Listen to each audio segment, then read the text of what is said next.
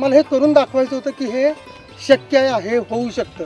65 लाख रुपयाचं काम आम्ही साधारण 25 ते 30 लाख रुपयामध्ये पूर्ण करतो. वा, काय केलं तुम्ही? आम्ही यामध्ये एजन्सीला जाणारे पैसे सगळे आम्ही आमच्या कष्टानेच भागवतो.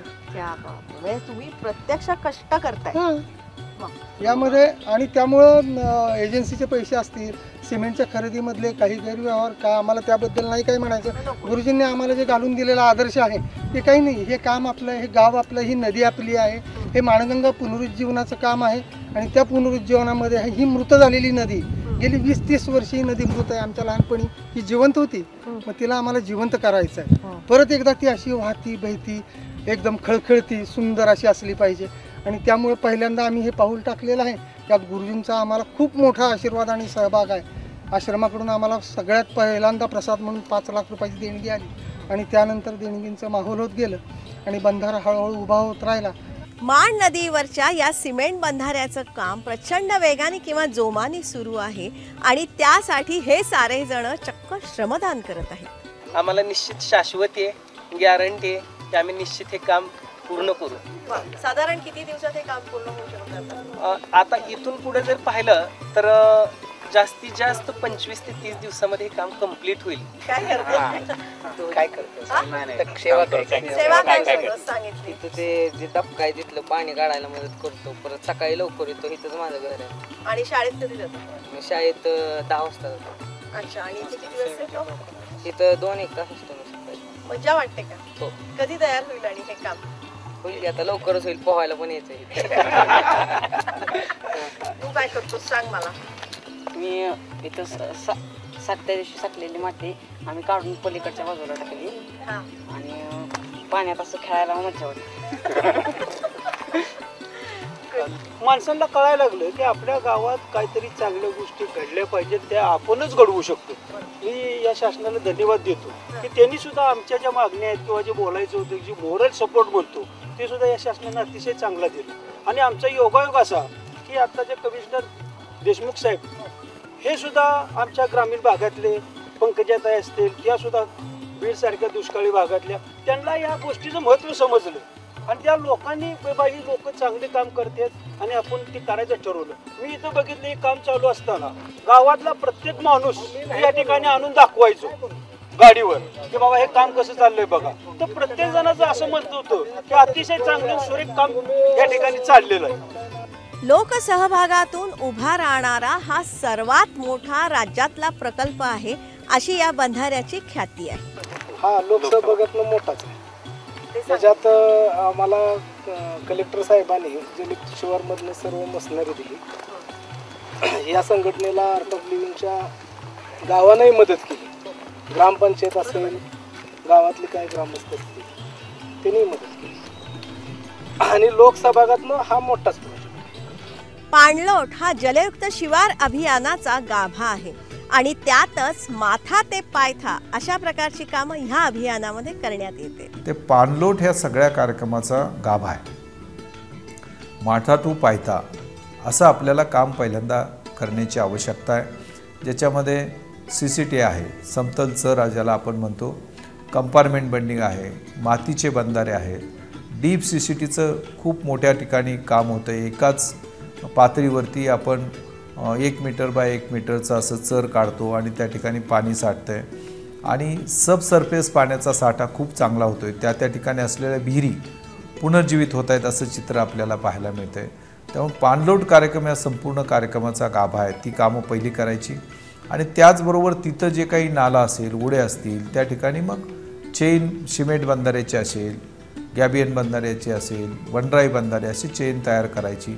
तिथं जे जुने स्ट्रक्चर आहे ज्याच्यामध्ये कोल्हापूर टाईप बंधारे, पाझर तलाव असतील, ते प्राधान्यानं दुरुस्त करायचे. असं आम्ही कामं त्या गावामध्ये करतोय. जलयुक्त शिवार अभियानाअंतर्गत ह्या साऱ्या कामांना प्रचंड गती देण्यात आलेली आहे. त्यातच बरीचशी कामं पूर्णही झालेली आहे आणि त्यामध्ये जलसंचयही होऊ लागलेला आहे आणि त्याचमुळे जलप्राप्ती झाल्यामुळे जलप्राप्तीचा उत्सवही ठिकठिकाणी साजरा करण्यात येत आहे. आपल्या राज्य शासनाच्या कोणत्याही कामामध्ये एवढ्या लवकर एखाद्या गोष्टीचा रिझल्ट दिसणं ही एक खूप समाधानकारक बाब आहे. राज्य शासनात काम करणाऱ्या मंत्र्यांसाठी ब्युरोक्रेसीमध्ये काम करणाऱ्या अधिकाऱ्यांसाठी आणि लोकांसाठी ज्यांना आत्तापर्यंत योजना ऐकायची सवय होती, प्रत्यक्षात पाहायची त्यांना सवय नव्हती. त्याच्यामुळे मला वाटतं खूप चांगला पॉझिटिव्ह बदल या जलयुक्त शिवारच्या माध्यमातून झालेला आहे. आणि माझ्या डोळ्यांनी जेव्हा मी या सगळ्या बंधाऱ्यांमध्ये पाणी भरलेलं बघते किंवा एखादा उत्साही कार्यकर्ता कौतुकाने मला फोटो पाठवतो तेव्हा मला खूप आनंद होतो. म्हणजे मी मध्ये एकदा ट्विट पण केलं होतं, ये रे ये रे पावसा वगैरे, आणि खूप मला स्वतःचा आनंद तेव्हा थांबवता आला नाही किंवा लपवता आला नाही. हे सगळं बघितल्यावर खूप समाधान वाटतं. या मागचा विचार एकच आहे, जलसंचयाचं हे काम प्रत्येक गावाने किंवा आपण प्रत्येकाने करायला पाहिजे. राज्यातल्या सगळ्या लोकांना एवढीच विनंती आहे की आपलं जे काय आपल्यासाठी जे काय करायचे ते आपल्याला स्वतःला करावं लागेल. ते करत असताना इमानदारीने केलं पाहिजे. आणि ज्यावेळेस तुम्ही इमानदारीने कराल त्यावेळेस जगातला प्रत्येक माणूस, खूप पैसेवाली लोक आहेत, प्रशासन असेल, सगळे स्वयंसेवी संस्था असतील, सगळे पैसे तुम्ही फक्त इमानदारीने पुढं जावा. एक पाऊल 99 पावलं ऑटोमॅटिक पडली असतात. आणि तेच इथं घडलं, तोच इतिहास इथं घडला. कारण आकाशातून पडणाऱ्या पाण्याच्या प्रत्येक थेंबावरती आपल्या साऱ्यांचाच हक्क आहे. त्यासाठी हे पाणी अडवूया, जिरवूया आणि आपल्या सगळ्यांचं जगणं फुलवूया. तुम्ही जे पेराल ते उगवेल. त्यामुळे चला पाणी पेरूया, पाणी उगवूया. तुम्ही वाचवलेला पाण्याचा प्रत्येक थेंब एका मुलीच्या खांद्यावरून पाण्याचा घडा उतरवून तिच्या शाळेचं दप्तर चढवू शकतो. तुम्ही वाचवलेला पाण्याचा प्रत्येक थेंब एका शेतकऱ्याच्या कोरड्या डोळ्यांमध्ये आनंदाचे अश्रू आणू शकतो. मी नेहमी म्हणतो की पावसाचं पाणी हे हक्काचं पाणी आहे. आणि ते पाणी अडवण्याचा, साठवण्याचा प्रयत्न त्या भागात जर केला आणि ज्यावेळेला पावसाचा मोठा खंड पडतोय त्या ठिकाणी संरक्षित पाणी जर उपलब्ध करून आपण दिलं तर ती पिकं वाचू शकतात आणि त्या ठिकाणी शेतीची शाश्वती निर्माण होते. चला पाणी पेरूया, पाणी वाचवूया. मंडळी, पाण्याच्या प्रत्येक थेंबाचं अनन्यसाधारण महत्त्व आहे. त्यामुळेच फक्त ग्रामीण भागातल्या लोकांनीच नाही तर आपण शहरी भागातल्या लोकांनी सुद्धा पाण्याचा थेंब मन थेंब वाचवायला पाहिजे. पाण्याची जी बेसुमार उधळपट्टी आपण करतो ना, तीही आपण थांबवायला पाहिजे. जर का आपण जलसंचय करू शकलो नाही तर आपण आपल्या पुढच्या पिढ्यांना काय देणार, हाही विचार आपण करायला पाहिजे.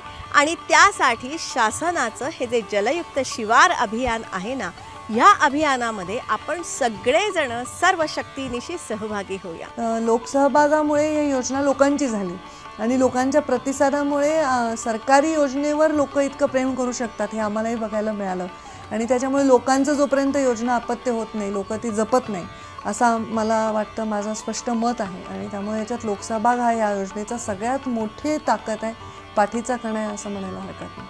त्याच अनुषंगाने जलयुक्त शिवार अभियानाची यशोगाथा सांगणारा हा एपिसोड आपल्याला कसा वाटला हे तुम्ही जरूर जरूर आम्हाला कळवा.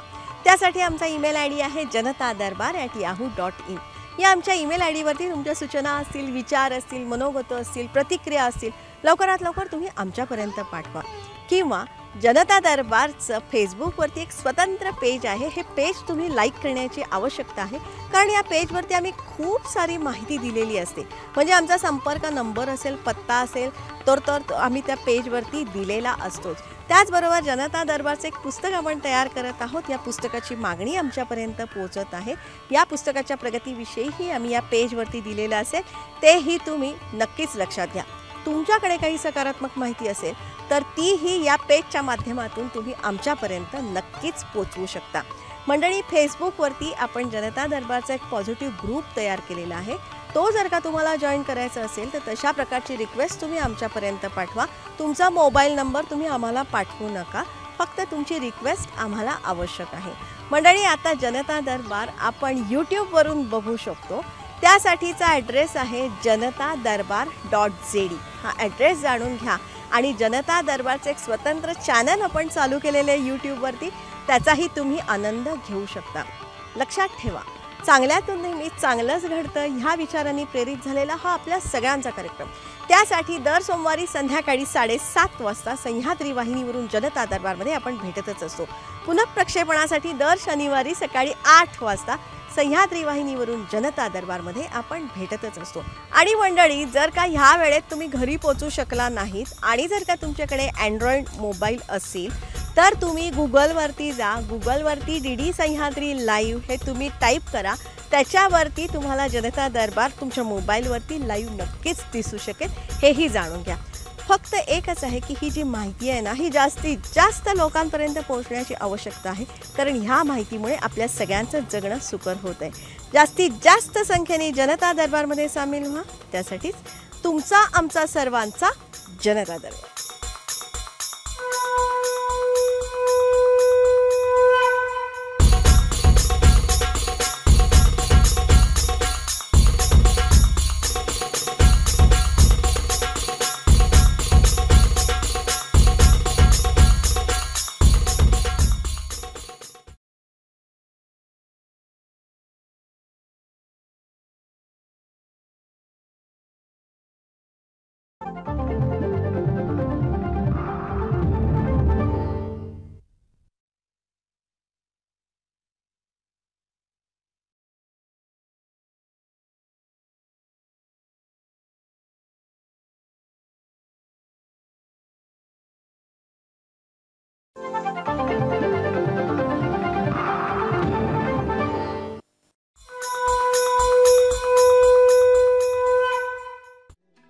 नमस्कार.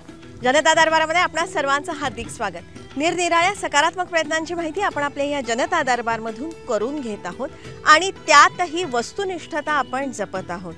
जे जे आम्हाला जसं जसं दिसतंय ना, तसं तसं आम्ही हे तुमच्यापर्यंत पोचवत आहोत, किंवा यशप्राप्तीचे हे जे निरनिराळे टप्पे आहेत ना, हेही जसेच्या तसे आम्ही तुमच्यापर्यंत पोचवत आहोत.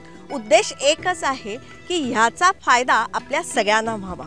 त्याच अनुषंगाने मंडळी, मागच्या 2 भागामध्ये आपण जलयुक्त शिवार अभियानाची यशोगाथा जाणून घेतली.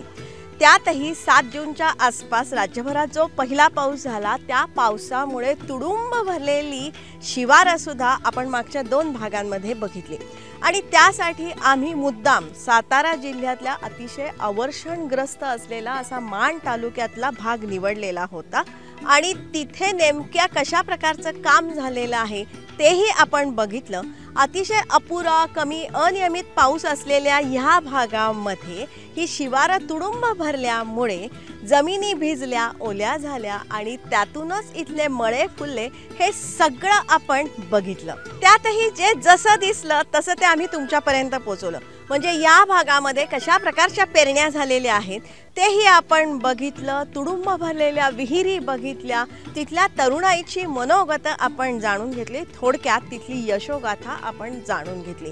आणि मंडळी, ही यशोगाथा सिंगापूरमधल्या काही जणांनी बघितली आणि त्यांना ती आवडल्याचं आमच्यापर्यंत तशा पोस्टही आलेल्या आहेत. राज्यभरातूनही आम्हाला भरपूर कमेंट आल्या आणि त्यातल्या काही जणांना या सगळ्या गावांना भेटी द्यायच्या आहेत आणि ह्या ग्रामस्थांना त्यांना मदतसुद्धा करायची आहे. हे सगळं बघून खूप छान वाटतं.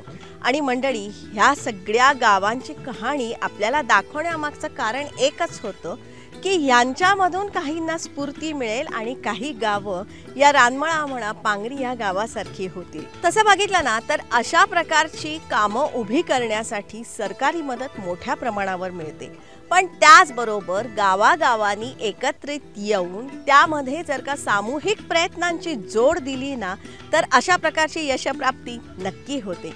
पण काय होतं, आपल्या गावागावांमध्ये गटतट असतात, विरोध असतात, भांडणं असतात. ह्या सगळ्यामुळे समाज एक प्रकारचा दुभंगतो, प्रगतीला अडथळे होतात आणि हे सगळं आपल्या अनुभवास येत असतं. म्हणूनच आता ह्या पुढच्या काळामध्ये गावागावांनी एकत्र यायला काय हरकत आहे?